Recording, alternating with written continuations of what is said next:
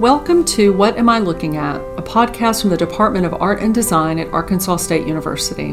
My name is Dr. Tima Balducci, and I'm a professor specializing in modern and contemporary art.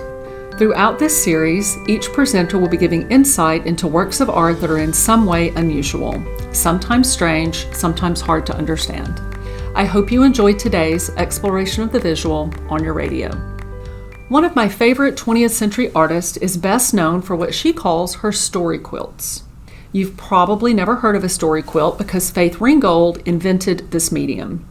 With the quilts, she combined her paintings and her semi-autobiographical writings in a creative way by literally painting her stories on her quilts.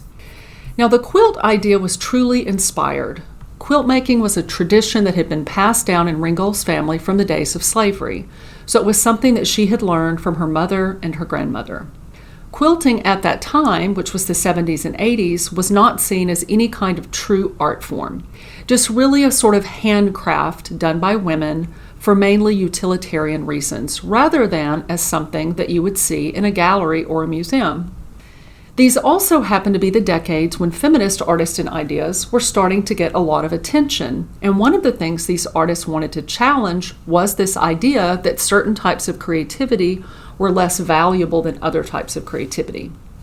At least since the Renaissance, traditional women's work, including quilting, but also embroidery, china painting, those kinds of things, was consistently undervalued and not appreciated for its beauty and skill.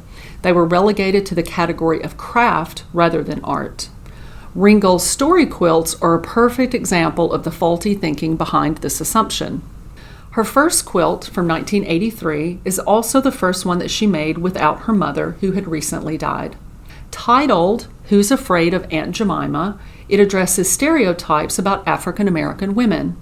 The Aunt Jemima image had been famous as the face of pancake mix and syrup since the late 19th century and was based on the idea of the mammy, a black woman whose job was to care for the children of a white family.